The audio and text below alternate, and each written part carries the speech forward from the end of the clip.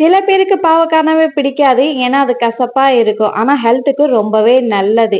நான் சொல்ற ஸ்டைல்ல ஒருக்க சமைச்சு பாருங்க. டேஸ்டியாவும் இருக்கும், கசப்பாவும் இருக்காது. என்னோட ஸ்டைல்ல பாவக்காய் எப்படி பண்றதுன்னு பார்க்கலாமா? வாங்க. பாவக்காய் முதல்ல எடுத்துக்கிட்டு நம்ம தோலை உரிச்சு நீளமா கட் பண்ணி இந்த மாதிரி நம்ம எடுத்துக்கலாம். இதுல வந்து சால்ட்டை சேர்த்துக்கிட்டு ஒரு 1 மணி நேரம் ஊற வச்சிடலாம். அதுக்குள்ள நம்ம மசாலா ரெடி பண்ணிடலாம். 2 ஸ்பூன் அளவுக்கு பெரிய ஸ்பூன் அளவுக்கு வந்து கடு எடுத்துக்கலாம். அதுல மசாலா சேர்க்கறது நம்ம காரத்துக்கு தகுந்த மாதிரி நம்ம சேர்த்துக்கலாம்.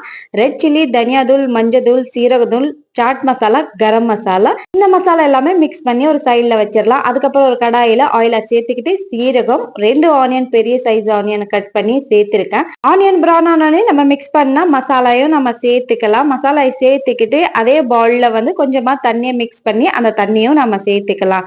மசாலால இருந்து எண்ணெய் பிரிஞ்சு வந்தோடனே 2 தக்காளி நைஸா கட் பண்ணி சேர்த்துக்கலாம். இந்த மசாலாக்கு மட்டும் சால்ட் லேசா சேர்த்துக்கலாம். பாவக்காய்க்கு சால்ட் தேவைப்படாது. அதனால இந்த மசாலாக்கு மட்டும் லேசா உப்பு நம்ம சேர்த்துக்கிட்டு எண்ணெய் பிரிஞ்சு வந்தோடனே பாவக்கால வந்து நம்ம சால்ட் எல்லாம் சேர்த்து ஊற வச்சிருந்தோம்ல, அதனால 2 3க்கு நல்லா கழுவி நம்ம சேர்த்துக்கலாம். பாவக்கால முதல்ல சால்ட்டை சேர்த்து நம்ம ஊற வச்சதுனால சால்ட் தேவைப்படாது பாவக்காய்க்கு.